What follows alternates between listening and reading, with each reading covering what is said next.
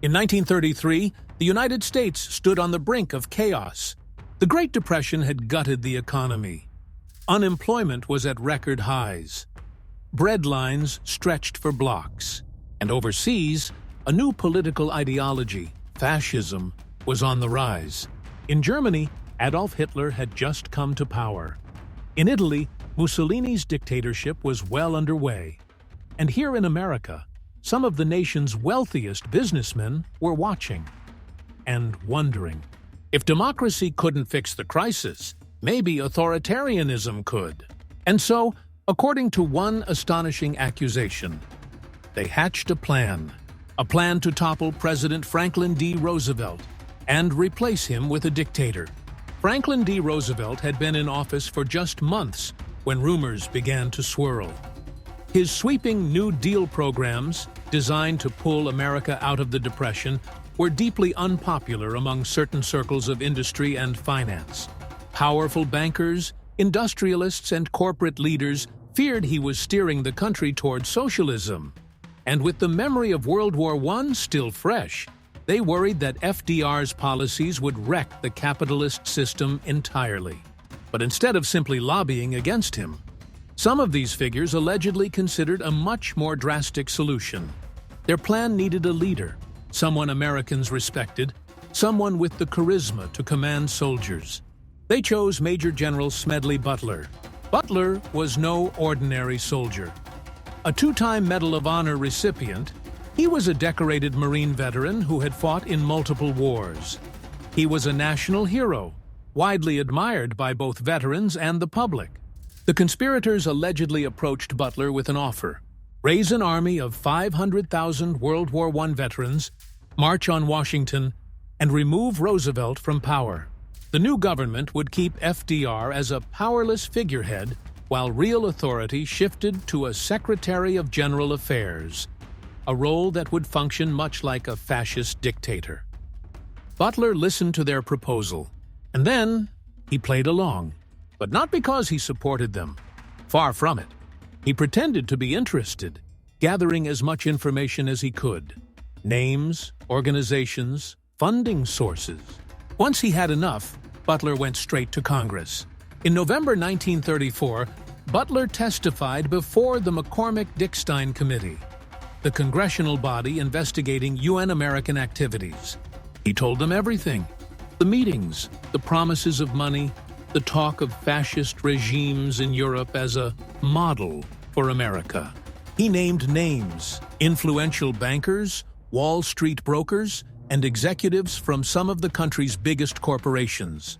According to Butler, the plotters had vast resources at their disposal. Money would be no problem. Support from disgruntled veterans would be easy to rally. And they believed the American public, desperate for stability, would follow. The committee took Butler's testimony seriously. Their final report confirmed that there was evidence of a plan to establish a fascist-style dictatorship. However, no one was prosecuted. The report was quietly filed away. Much of the evidence was sealed, and mainstream newspapers treated the story as if it were a bizarre rumor rather than a national scandal. Why? Some historians argue that the accused were simply too powerful to be taken down. Others think the government feared a public panic if the full truth came out. If Butler hadn't blown the whistle, America might have faced something unthinkable: a coup d'etat backed by the nation's elite, replacing democracy with a corporate-run authoritarian state.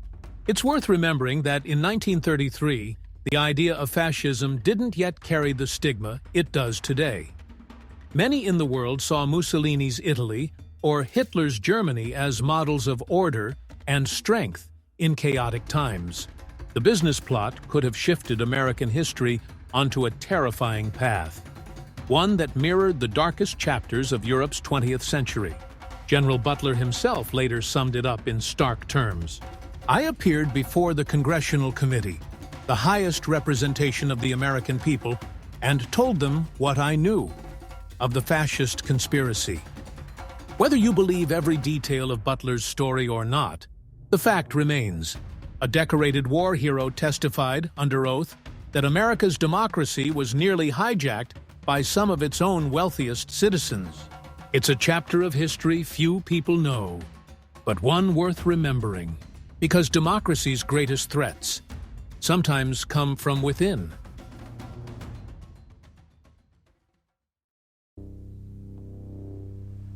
It began with a sound so loud it shattered eardrums 40 miles away.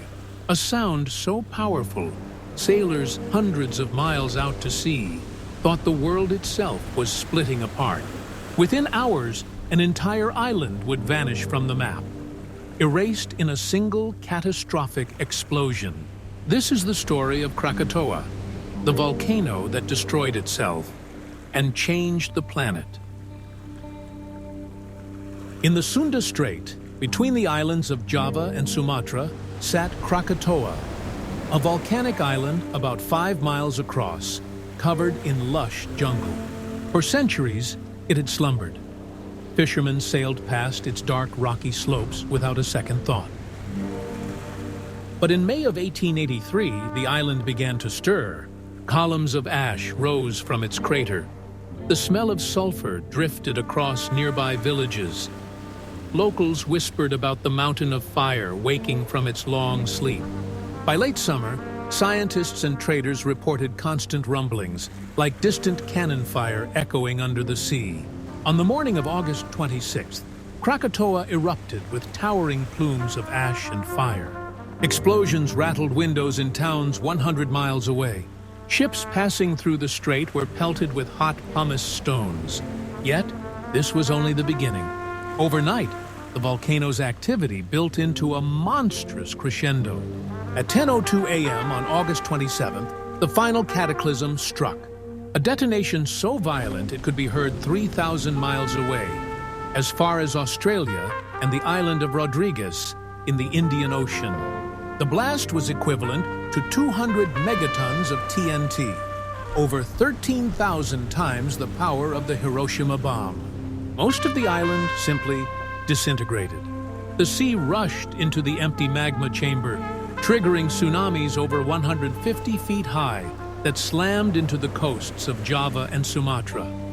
Entire villages were swept away in seconds. The death toll was staggering.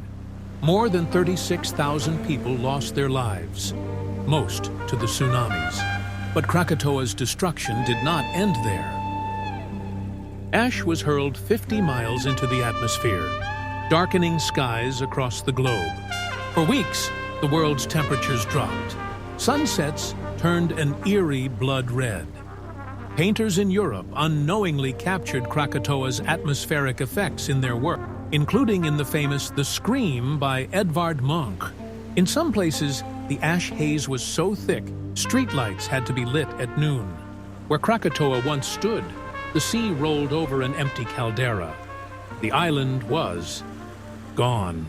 But nature is never truly finished. In 1927, a new volcanic cone began to rise from the sea. Anak Krakatau, the child of Krakatoa.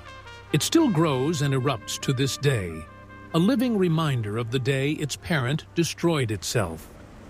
The eruption of Krakatoa remains one of the most violent natural events in human history. It showed us that the Earth, for all our control and technology, can still change the world in a single, unstoppable moment. One morning in 1883, the island was there. By noon, it wasn't. And the echoes of that explosion still travel, faintly, through history.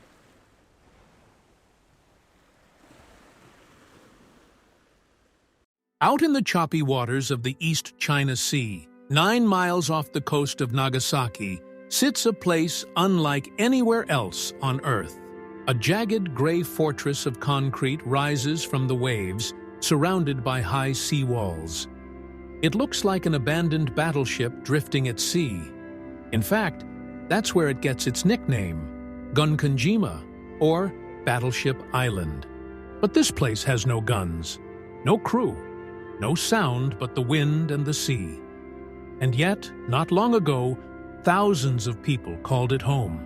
For decades, Hashima Island was one of the most densely populated places on the planet.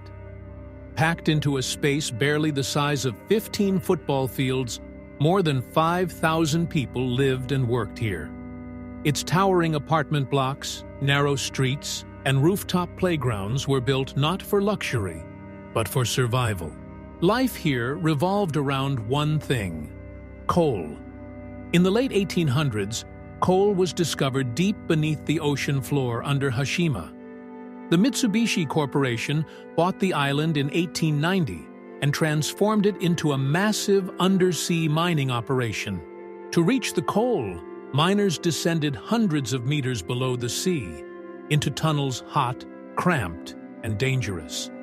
The work was brutal. Explosions, cave-ins, and floods were constant threats. And yet, the mines ran day and night, feeding Japan's rapidly growing industrial empire. On the surface, the island buzzed with life. There were schools, a hospital, shops, even a cinema. Children played on the rooftops. Women shopped for fresh fish, and men came and went in shifts for the mines. But Hashima also has a darker chapter, one the island cannot escape. During World War II, Japan's need for coal skyrocketed. The government turned to forced labor, bringing in thousands of conscripted Korean and Chinese laborers to work the mines. Many of them were brought here against their will. Conditions were harsh, food was scarce, safety precautions were minimal. Many died underground. Their bodies never recovered from the tunnels beneath the sea. After the war, life on Hashima returned to its strange normal. For decades, the island thrived as a coal powerhouse. But by the 1960s, coal was losing its importance. Japan shifted to oil, and one by one, the mines shut down. On January 15, 1974, Mitsubishi announced that Hashima's mine would close. And just like that, the island's fate was sealed. Residents were given only weeks to leave. Families packed what they could carry. Furniture, toys, dishes, anything not absolutely necessary was left behind. When the last boat pulled away, the island was silent for the first time in almost a century. For decades, no one returned. The concrete buildings began to crumble in the salt air. Roofs collapsed. Windows shattered. The sea pounded the seawalls. The island became a hollow shell, a ghost city standing alone in the waves. Today, Hashima is a shadow of what it once was. Rusted metal juts from broken walls. Whole apartment blocks lean at dangerous angles. Staircases lead to nowhere. In the wind, you can almost hear echoes, the laughter of children, the rumble of mining carts, the hum of a city that once thrived. In 2009, parts of Hashima were opened to tourists. Boats now take visitors to the edge of the island, and guided tours lead them through safe, reinforced areas. But most of Hashima remains off-limits, too dangerous to explore. The island is also a UNESCO World Heritage Site, recognized for its industrial history, though not without controversy. The forced labor that took place here is an uncomfortable truth, one that many feel should be remembered alongside its achievements. Looking at Hashima now, it's hard to believe that just 50 years ago, it was a bustling community. The sheer density, the isolation, the intense dependence on a single resource. It was a world unto itself. Today, it stands as a haunting reminder. A reminder of human ambition and ingenuity, of the price paid for progress, and of how quickly a thriving city can become nothing more than a memory. The waves crash against the seawalls, and the wind whistles through the ruins. The battleship island remains anchored in time, its story told in concrete and silence.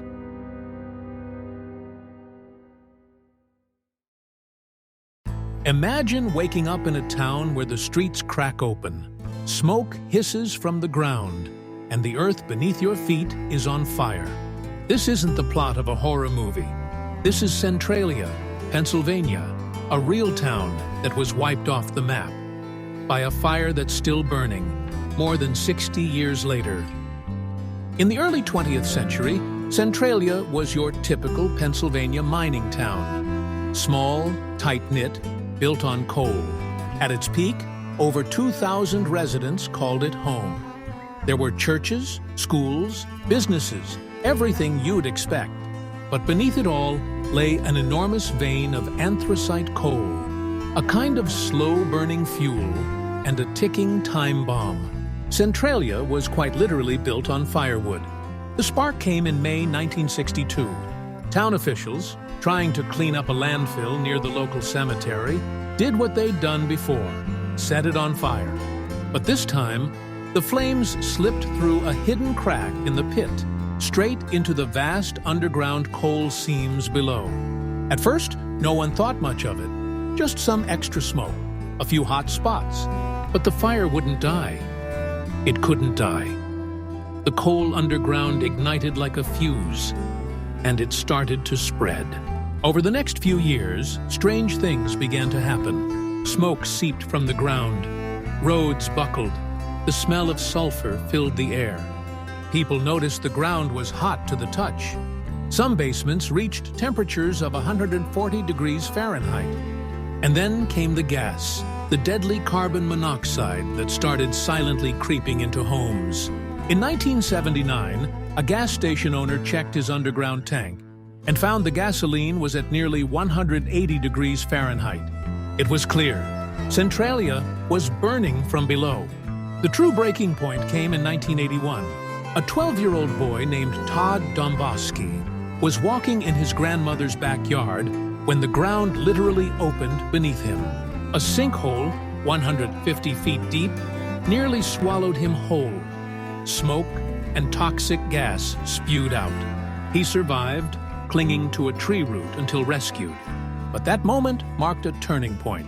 Centralia wasn't just unstable, it was lethal. The federal government stepped in, and the exodus began. In 1984, Congress allocated over $40 million to relocate residents. Most accepted buyouts and left. By the 1990s, homes were demolished, buildings condemned, streets were closed off, zip codes were revoked. And by 2002, Centralia was officially erased from maps. What had once been a living, breathing town was now a ghost town haunted by a fire no one could stop. A handful of residents refused to leave.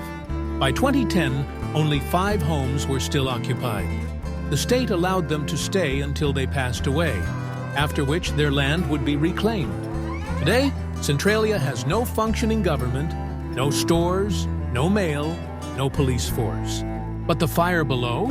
It still burns through miles of coal seams, with enough fuel to last another 250 years. Centralia is a cautionary tale of hubris, of negligence, and of what happens when you build your world atop a powder keg. There are no flames visible now, but the earth beneath Centralia is still hot, still toxic, still alive. A town that vanished not by war, not by plague, but by a fire that never stops. Like stories like this? Subscribe for more strange and forgotten moments in history. And remember, sometimes the most dangerous things are the ones burning quietly beneath your feet.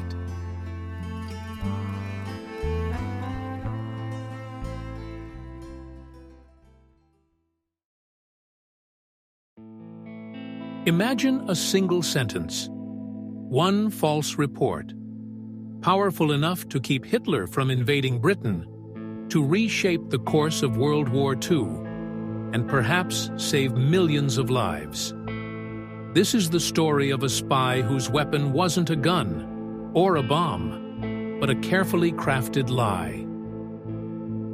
In 1940, Nazi Germany stood at the peak of its power.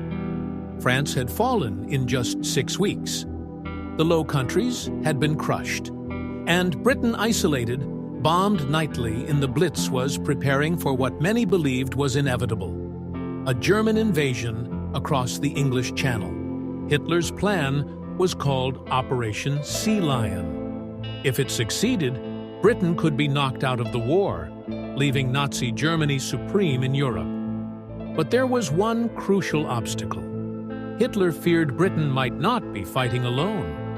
He wondered if the Soviet Union, or even the United States, might be ready to step in. Into this moment of tension stepped a man named Juan Pujol Garcia, a Spaniard with no formal military training, no experience as a spy, and no deep ties to either side. He was, by all accounts, an ordinary man who hated fascism and wanted to make a difference. At first, both Britain and America turned him down when he offered to help. But Juan had an idea. If nobody would recruit him, he would recruit himself. On his own, Pujol approached the Germans and pretended to be a loyal Nazi supporter. They accepted him and instructed him to build a spy network in Britain. There was only one problem. Juan wasn't in Britain. He was in Lisbon, Portugal. So he invented the entire thing. He fabricated reports, invented imaginary agents, and even submitted fake receipts to make the operation seem real. His network eventually included 27 fictional characters, couriers, officials, even supposed British soldiers, all existing only in his imagination. But Pujol's most important contribution would come in 1944, on the eve of the Allied invasion of France. By then, the British had discovered him, realized his potential, and turned him into a double agent. His code name? Garbo. The Germans desperately needed to know where the Allied invasion would land. Would it be Normandy? Or perhaps Pas de Calais, the narrowest point of the Channel? Through his false network, Pujol fed the Nazis the biggest lie of the war, that the invasion at Normandy was only a diversion. The real invasion, he told them, would come later at Calais. The deception worked. Hitler, convinced by Pujol's reports, refused to release critical reinforcements to Normandy.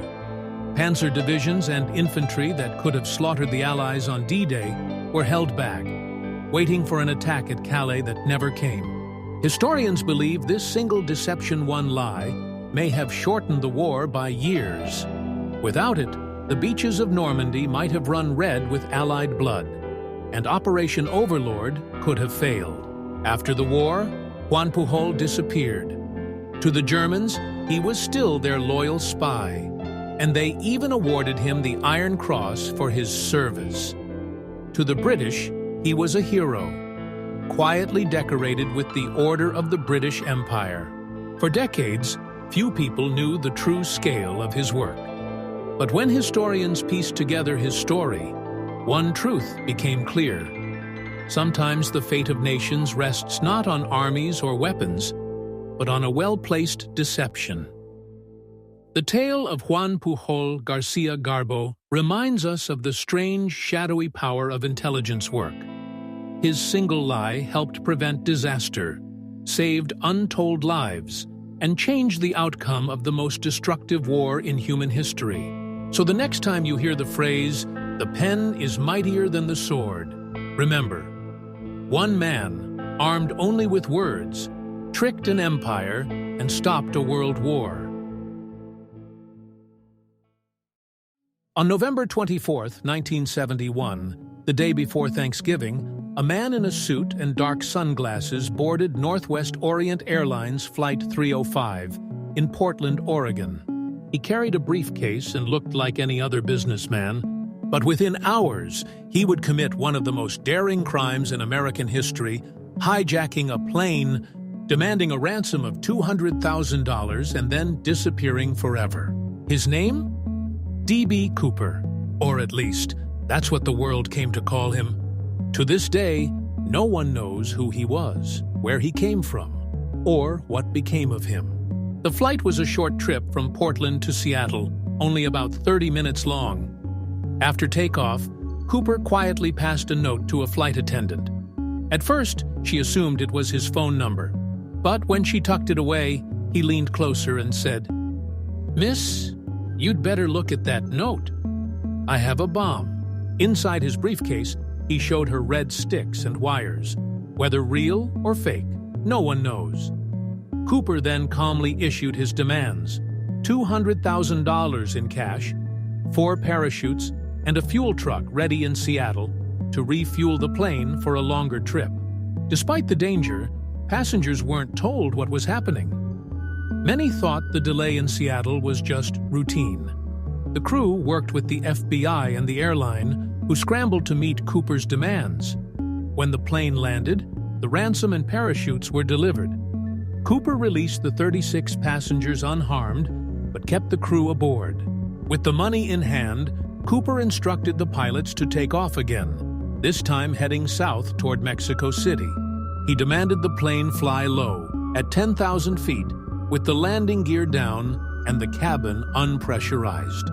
Somewhere over the dense forests of Washington, in heavy rain and freezing winds, Cooper opened the rear staircase of the Boeing 727. With $200,000 strapped to him, worth over $1 million today, he jumped into the night. When the plane landed hours later, Cooper was gone. No trace of him was found on board, and despite an immediate search, he seemed to have vanished into thin air. The FBI launched one of the longest and most extensive manhunts in U.S. history. Thousands of people were investigated, from military paratroopers to escaped criminals. The search focused on a rugged area near the Columbia River, where Cooper was believed to have landed. But the wilderness was unforgiving. Thick forests, freezing temperatures, and dangerous rivers. Many experts doubted he could have survived. For years, no solid evidence surfaced.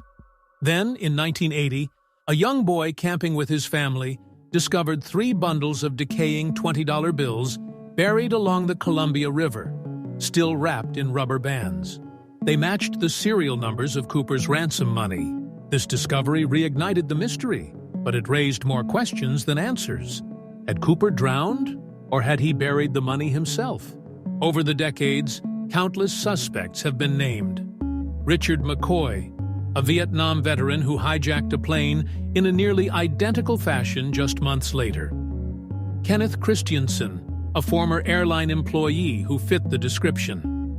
Even theories about Cooper being an ex-CIA agent, or that he was a skilled skydiver who pulled off the ultimate escape. But despite all the theories, no suspect has ever been definitively linked to the crime. In 2016, after 45 years, the FBI officially closed the case, admitting they may never solve it. More than 50 years later, the legend of D.B. Cooper continues to grow.